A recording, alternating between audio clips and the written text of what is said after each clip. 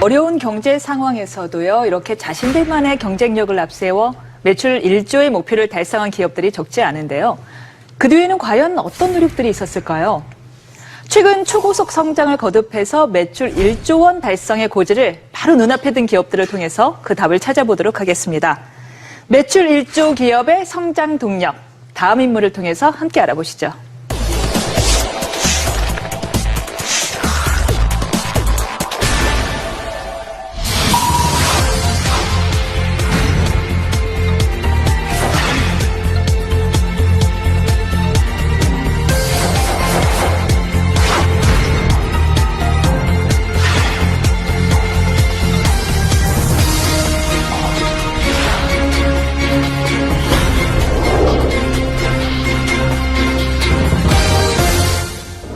네, 창립 8년 만에 매출 1조 원에 육박한 기업입니다.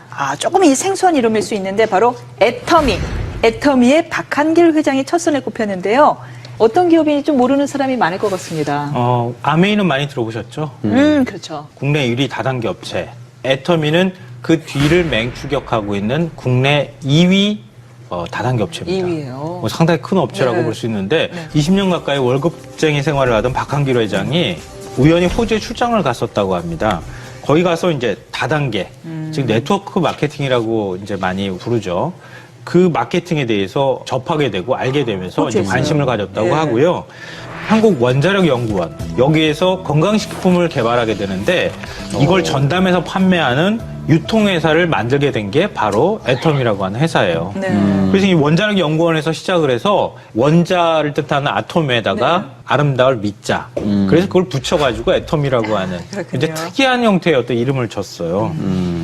이 애터미가요, 처음에 이제 말씀하신 것처럼 건강기능식품을 유통시키는 유통대행업으로 출발했는데, 다이어트 보조제, 건강기능식품, 화장품 이런 게 대부분 이제 다단계 회사들이 하는 제품군이잖아요. 거기 외에 심지어는 이제 김치, 고등어, 멸치, 만두, 국물용 다시마 팩, 이런 것들까지 같이 판매해서 다양한 제품군이 있답니다.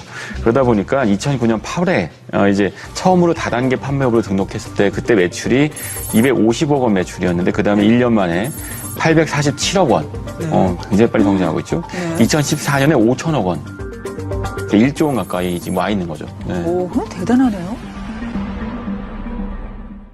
물론 우리가 이제 방문 판매 등의 법률에 따라서 양성화되긴 했지만 네. 아직까지도 다단계 기업이다라고 하면은 뭔가 이렇게 조금 삐딱한 시선이 존재가 하거든요. 피해자들도 젊고 떠오르게 되고요. 조이팔 사건 때문에 아마 더 그런. 그게 가장 대표적이죠. 단군 이래 최대 사기 사건이다 이런 표현까지 하기 때문에 다단계에 대해서 좀 우리가 색안경을 끼고 바라볼 수밖에 없는 게 현실입니다. 그건 인정할 수밖에 없고요. 그런 이제 조이팔 사건을 계기로 해서 영화도 만들어졌잖아요. 이병헌 씨가 출연한 영화 마스터라고 하는. 그 이병헌 씨가 연기를 너무 잘해가지고 너무 사기꾼처럼 잘하거든요. 이러면 싱크로율이 굉장히 높죠. 네. 그게 조 단위가 됐을 때는 뭐라고 그럴 것 같아? 그렇지만 이제 우리나라 국내 다단계라고 하는 그러니까 네트워크 마케팅은 굉장히 급속도로 커지고 있는 건 분명해요. 2015년에 그 합법적인 다단계 업체 매출이 한 5조 원 규모를 돌파를 했다고 하니까요. 국민 한 6명에서 7명 중에 1명은 다단계 판매업에 종사하고 있다. 이렇게 해도 과언이 아니에요. 국가 경제의 한 축을 담당하고 있기는 한 거네요. 네, 그렇죠. 네. 불법 다단계하고 사실은 분리해서 우리가 좀 생각을 할 필요가 있어요. 네. 그러니까 오히려 합법적인 다단계 업체가 불법 다단계로 인해서 너무 인식이 나빠지면서 피해를 보고 있다고 해도 과언이 아니죠. 보통은 유통 과정이 복잡하죠. 제조하면 도매상 거쳐서 소매상 거친 다음 소비자까지 오고 유통 과정에서 유통 마진이 붙고 그래서 최종 소비자한테는 제조사보다는 이제 마진율이 많게는 50%, 80%까지 붙게 되죠. 그 과정이 유통에서 나타나게 되는데 그 대신에 이제 네트워크 마케팅은 제조사가 직접 소비자한테 물건을 판매하도록 이제 유도하는 거죠. 소비자가 주변 사람들한테 자기가 쓰는 제품들을 판매하고 그러니까 소비자이자 판매자가 되는 거예요. 그래서 이제 확산성이 굉장히 큰데 유통 과정이 짧아지게 되는 대신에 뭐 이 영화 보니까 재밌더라 또는 뭐 이 보험 상품 좋더라 뭐 이런 얘기들을 하면서 우리가 그런 가입을 하거나 영화를 보거나 제품 산 경험들이 있으시다면 금방 이해하실 수 있을 겁니다. 이로 인해서 좋지도 않은 물건을 강매하고 뭐 이런 부작용이 생겨서 그동안 불법과 합법이 조금 경계가 모호했던 거잖아요. 네. 기존의 불법 다단계 같은 경우에는 이 초기 자본 명목으로 한 100만 원에서 500만 원 그보다 훨씬 더 큰 금액을 물건을 일괄적으로 구매를 하도록 했어요. 거의 이른바- 강매에 가까운 거죠. 이른바 가입비 명목으로. 네. 가입비 명목으로 강매를 하다시피 했는데 애터미는 가입비가 없다고 합니다. 그냥 사이트 들어가서 그 회원 가입이 되는 거예요. 가입비가 없으니까 누가 추천을 해줬느냐 추천인을 같이 등록하면 된다고 합니다. 그리고 인터넷이나 상가를 임대하거나 이 온라인을 통해서 애터미 제품을 재판매하는 것도 금지를 하고 있다고 하는데요. 만약에 이게 가능해지면 네. 한 사람이 대량으로 물건을 구매한 뒤에 그거를 또 유통 마진을 붙여서 다른 데 판매를 할 수가 있잖아요. 그런 것을 원천 차단하고 있다고 합니다. 그런 면에서 또 좀 그 다른 데하고는 좀 구분이 되는 면모인 것 같아요. 네. 저는 애터미에 대해서 들으면서도 굉장히 흥미롭다는 생각이 드는 건 다단계 비즈니스, 네트워크 효과를 극대화시키려면 인센티브가 반드시 필요하거든요. 그러니까 지금 가입비가 있어야 하는 이유는 그래야지 다른 사람 가입비도 받아서 규모가 빨리 커질 수 있기 때문이고 나 말고 다른 사람들을 끌어들일 수 있게 되는 네. 거죠. 말하자면 이제 이른바 기존 다단계 비즈니스하고 조금 차별되는 요소가 분명히 있는데 이런 방법으로 어떻게 소비자를 확보할 수가 있죠? 그 흥미롭다는 생각이 네, 들어요. 그게 이제 흥미로운 지점인데요. 네. 그러니까 바로 제품이 좋아야 한다. 그걸 제품. 내세운다는 거예요. 그게 없는 이상은 네, 그냥 저렴한 뿌리고 가격에 터지죠. 좋은 네. 제품을 쓰는 사람들. 네. 그게 이제 입소문이나 유대감이나 이런 것들로 그런 것들을 해소하는 거죠. 그러니까 이게 내수 시장, 우리가 이제 내수 1조 매출 클럽을 다루고 있는데 핵심은 수요가 제한적이기 때문인 거예요. 그래서 우리가 수요를 찾는 방법은 해외 비즈니스로 나가서 글로벌 시장을 개척하는 방법이 있죠. 네. 하지만 또 하나는 무한히 창출되는 어떤 시장을 타겟팅하는 방법도 있어요. 근데 그 문제는 그 시장이 굉장히 레드오션인 경우가 많거든요. 근데 여기서 이제 네. 이 애터미의 경우 방식은요. 그런 식의 그 레드오션 안에서 이걸 쓰면 나도 좋고 주변 사람도 좋으니까 자꾸 점점 애터미 제품을 주변 사람들한테 권하게 되는 방식으로 그 시장을 잠식해가는 방식을 쓴 것 같습니다. 결국에는 생필품 시장은 워낙에 레드오션이기 때문에 아주 질이 좋거나 아니면 뭐 질도 어느 가격이 정도 아주 다 싸거나. 비슷해요. 네. 아주 싸거나인데 네. 보니까요 이 애터미 제품들이 실제로 아주 싸더라고요. 이 뭐 칫솔 하나가 990원이라고요. 네. 헐. 네. 그래서 바로 네. 지금 애터미식 방식이 저성장 시대, 제로 성장 시대에 맞는 거예요. 저성장 시대에 접어들면 호주머니 돈이 없잖아요. 굉장히 정보력은 많아졌고 인터넷에 들어가서 찾아보기도 하고 그런데 제품 가격은 싸야 하잖아요. 지금 거기에 딱 맞는 거예요, 사실은. 그러니까 제품 퀄리티는 좋지만 제품 가격은 싼 이런 시장을 타겟팅으로 삼고 있는 거예요. 애터미의 경우에는 회원 수가 350만 명쯤 된답니다. 근데 그 안에서 이제 판매 수당을 받기 위해서 물건을 파는 회원 수가 극히 낮아요. 8% 정도 된다고 하고요. 나머지 91%죠. 92%. 실사용자들. 네, 실소비자에 가깝다고 합니다. 그러니까 그 얘기는 무슨 얘기냐면 제품에 대한 만족도가 높다는 거죠. 물건을 팔기 위해서 이 물건을 사는 게 아니고 내가 쓰기 위해서 물건을 산다에 가까운 것 같아요. 네. 높아진 소비자들의 눈을 만족시킬 정도로 어느 정도의 질을 유지하면서 유통할 수 있었던 그 비결이 뭐예요? 그러니까 박한길 회장이 내고는 네 글자가 있어요. 네.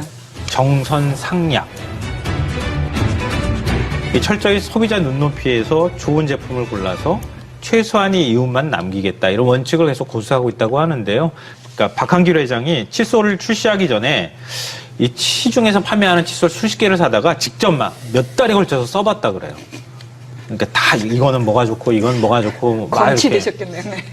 그 중에서 가장 품질이 괜찮은 것 같다, 잘 맞는 것 같다 이런 칫솔을 딱 골라서 그 업체를 찾아간 거예요. 그 업체하고 이제 계약을 하려고 하는데.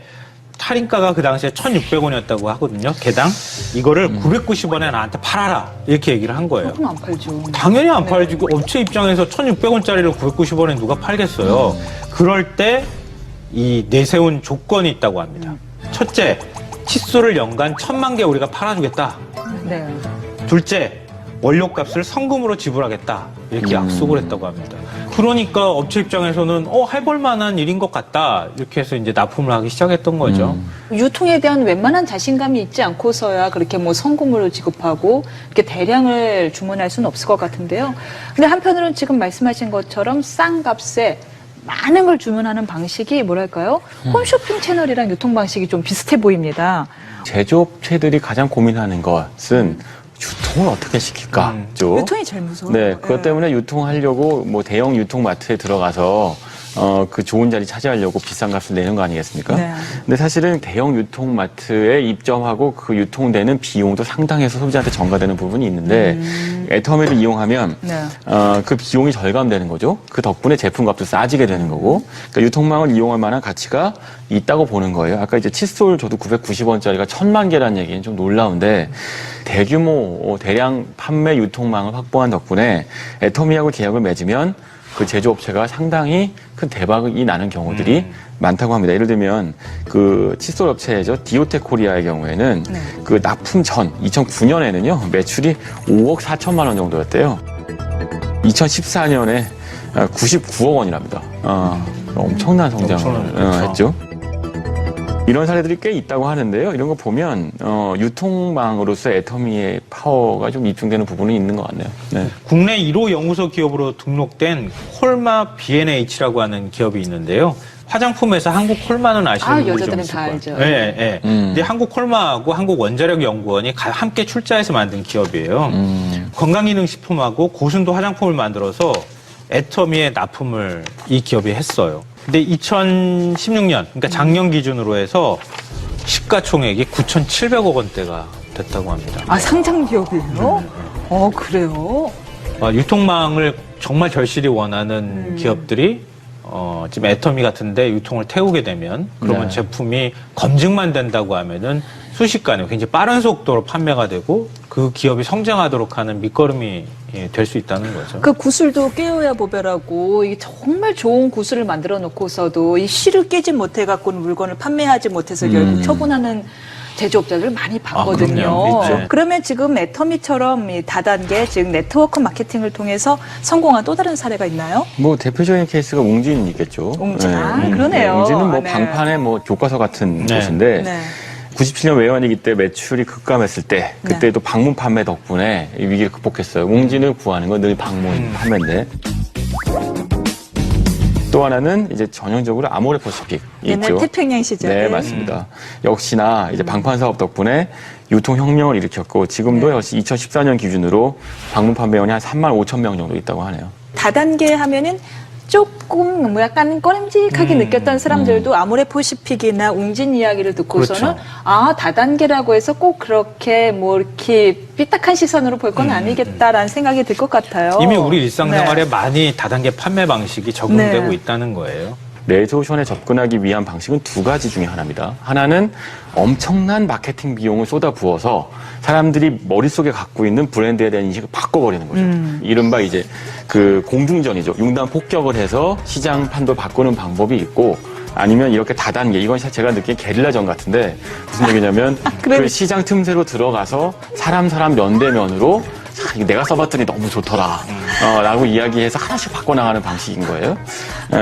진짜 게릴라전이네. 애터미의 경우에는 사실은 후자, 게릴라전을 벌이는 기업이고 그거에서 성공한 사례인 것 같네요. 물론 요즘은요, 온라인 판매, 온라인 방판, SNS 방판 이런 식으로 면대면의 페이스 접속이 없는 형태의 방판도 늘어나고 있죠. 온라인 시대가 온 바람에 오히려 다단계 유통이 좀 더 양성화되는 데 도움이 되지 않았을까 싶습니다. 지금은 질이 담보가 되지 않는 이상 말만으로는 더 이상 소비가 퍼지지가 않으니까요. 온라인으로 다 뒤져보니까. 네. 그러니까 오히려 다단계 업체들이 실력으로 승부할 수밖에 없는 이런 시대가 오고 또 양성화에 일조한 게 아닌가 싶습니다.